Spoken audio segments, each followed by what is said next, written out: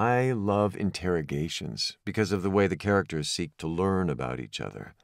The dialogue and dynamic between Agent Lexington and Tegan when they first meet, that scene had layers and layers to play. What they reveal to each other, how they evade and delve and provoke.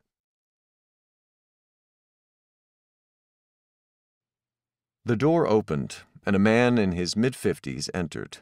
The smell of cigarettes accompanied him into the space.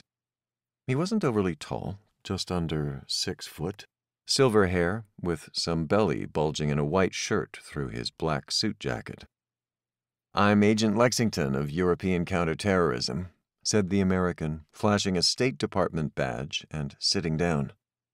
Tegan then thought maybe that was why she was taken away from the group, because she was American.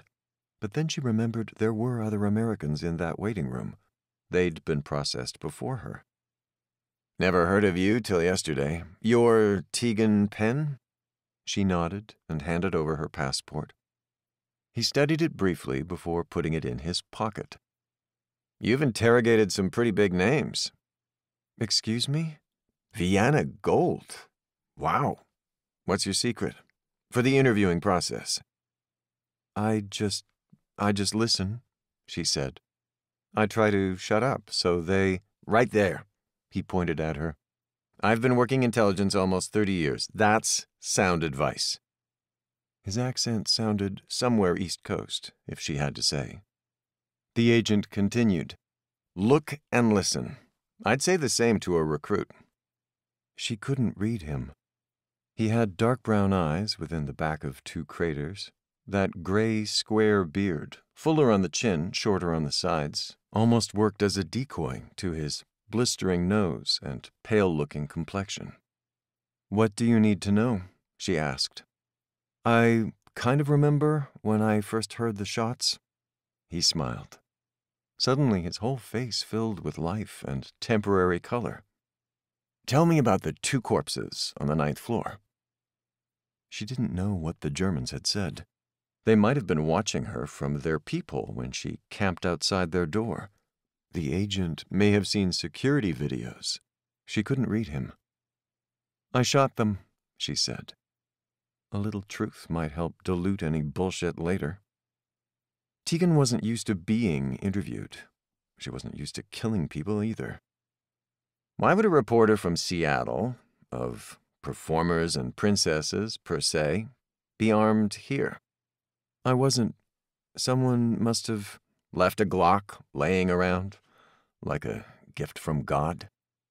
"A gift from someone," she said, still thinking of the dead men, the lives she took.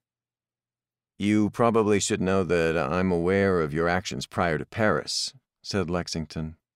Her face looked like she was going to be ill. "Sorry, Tegan, am I disturbing you?" She shook her head. "You sure?" "It's the smell, the cigarettes, making me nauseous."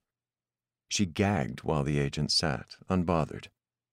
"I remember the first time I took a life. It's not pleasant." She whispered, "I'm gonna be sick." Lexington reached for the mesh metal wastebasket and placed it down before her. Tegan vomited repeatedly into it. Lexington casually got up and walked over to open the door. He shouted down the hall in perfect French. Soon, a young officer delivered a plastic cup of water. Lexington grabbed him by the shoulder before he could exit, then offloaded the wastebasket, like the rookie was a waiter, before closing the door behind him. Tegan took a sip and recomposed herself. "I'm here on orders from the U.S. government in relation to Project Rebound," said the agent, sitting back down. "I have instructions for your imminent arrest." Her mind was screaming. She couldn't be dragged through the courts and prison.